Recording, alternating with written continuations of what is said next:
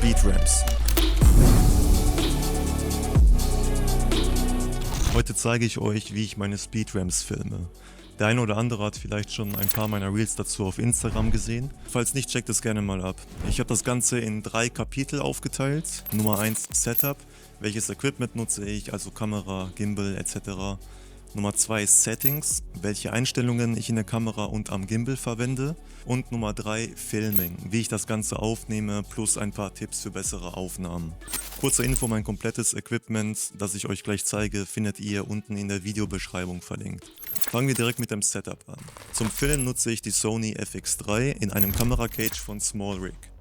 Am Käfig selbst habe ich 2 Schnellwechselplatten von PGY-Tech befestigt, falls man das so ausspricht, damit ich schnell zwischen horizontalen und vertikalen Aufnahmen wechseln kann. Generell sind alle meine Platten von PGY-Tech. Ich bin damals von Manfrotto-Platten darauf umgestiegen, weil ich sie persönlich besser finde. Sie sind einfach kleiner und kompakter, aber am Ende ist das einfach Geschmackssache. Als Objektiv nutze ich das Sony 1635 f4 Power Zoom. Gerade in Kombination mit dem Gimbal finde ich das Objektiv richtig stark. Es ist leicht, kompakt und bleibt beim Zoom perfekt ausbalanciert. Im Gegensatz zu normalen Zoom-Objektiven erfolgt der Zoom hier intern, sodass sich die Balance auf dem Gimbal nicht verändert. Wenn ihr Speedramps macht, kann ich euch nur empfehlen, ein Weitwinkelobjektiv zu nutzen, also an Fullframe 24 mm oder weniger. Das gibt euch später in der Bearbeitung und Stabilisierung genug Spielraum für schön smoothe Aufnahmen. Falls euer Objektiv eine optische Bildstabilisierung hat, auch genannt OSS, was bei meinem Objektiv nicht der Fall ist, schaltet sie am besten aus. In Kombination mit dem Gimbal kann das sonst zu wackeligen Aufnahmen führen. Was bei diesem Objektiv ziemlich cool ist, wenn ihr es am beiliegenden Kabel von DJI am Gimbal anschließt, könnt ihr den Zoom direkt über den Gimbal steuern, sogar während des Films. Ich nutze das selbst eher selten, aber es ist auf jeden Fall nice to have. Als Gimbal nutze ich das DJI RS3 Pro in Kombination mit einem Doppelhandgriff von SmallRig. Der zusätzliche Handgriff ist kein Muss, aber ich muss sagen, damit habe ich das Gimbal etwas besser unter Kontrolle und bekomme saubere Bewegungen hin. Vor allem bei Low-Angle-Shots ist der Doppelhandgriff richtig praktisch. Haltet dazu einfach die Taste vorne am Gimbal gedrückt.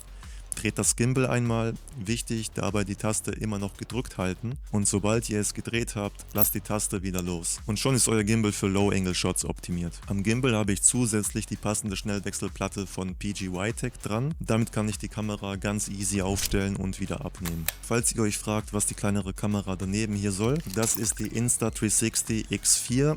Kombiniert mit einem SmallRig Mini Magic Arm. Für mich eine sehr praktische Möglichkeit, um zusätzliche Behind-the-Scenes-Content aufzunehmen, damit der Zuschauer sehen kann, wie die Aufnahme überhaupt entsteht. Gerade Behind-the-Scenes-Content ist mittlerweile immer interessanter geworden, gerade im Social-Media-Bereich. Da die Kamera in 360 Grad filmt, könnt ihr später in der Bearbeitung die Perspektive ganz nach Belieben einstellen. Kommen wir jetzt zum nächsten Kapitel, dem Settings. Fangen wir mit der Kamera an. Framerate 60 fps, so bleibt man in der Bearbeitung später flexibler, gerade Slow-Mo-Aufnahmen. Shutter Speed das Doppelte der Framerate, also 1:1,25. Fokusmodus Center, das hilft euch, einen zentralen Punkt zur Orientierung zu haben. Alternativ kann man auch Wide oder den Touch-Fokus nutzen, aber meistens nutze ich selbst den Modus Center Fix. Steady Shot, falls eure Kamera Active Steady Shot hat, unbedingt ausschalten. In Kombination mit dem Gimbal kann das zu wackeligen Aufnahmen führen.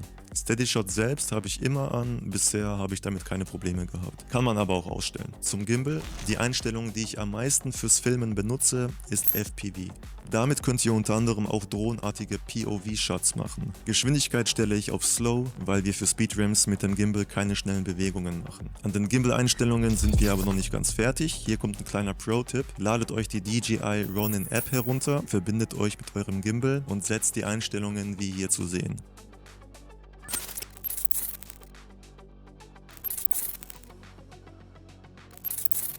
Das Wichtigste an dieser Stelle ist Deadband. Ein hoher Deadband-Wert bedeutet, dass der Gimbal kleine Bewegungen ignoriert und erst bei stärkeren Eingaben reagiert. Ideal für ruhige Aufnahmen, genau das, was wir beim Speedramping brauchen. Ein niedriger Deadband-Wert bedeutet, dass der Gimbal empfindlicher auf kleine Bewegungen reagiert. Eher geeignet für präzisere Bewegungen, was wir beim Speedramping nicht benötigen.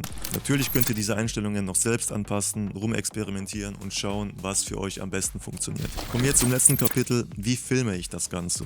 Beim Speedramping ist es wichtig, dass eure Aufnahmen lang und weit gezogen sind. Bedeutet, bedeutet, wenn ihr einen Gegenstand filmt, versucht einen möglichst weiten Bogen von links nach rechts zu machen, damit ihr später in der Bearbeitung mehr Spielraum für Speedramping habt. Wenn die Aufnahme zu kurz ist, sieht das Ergebnis beim Speedramping meist nicht ganz so gut aus. Versucht auch, verschiedene Perspektiven zu filmen, also Weit-, Mittel- und Close-Up-Shots. Gerade die Kombination dieser 3 Perspektiven macht das Speedramping später viel anschaulicher und interessanter. Ich hoffe, ich habe das meiste abgedeckt. Falls ihr noch Fragen zu bestimmten Themen habt, schreibt sie einfach in die Kommentare. Was die Bearbeitung in DaVinci Resolve selbst angeht, dazu mache ich demnächst ein separates Video, wo ich euch das Ganze dann Schritt für Schritt zeige. An dieser Stelle abonnieren nicht vergessen, um das Video nicht zu verpassen. Und in diesem Sinne, bis zum nächsten Video.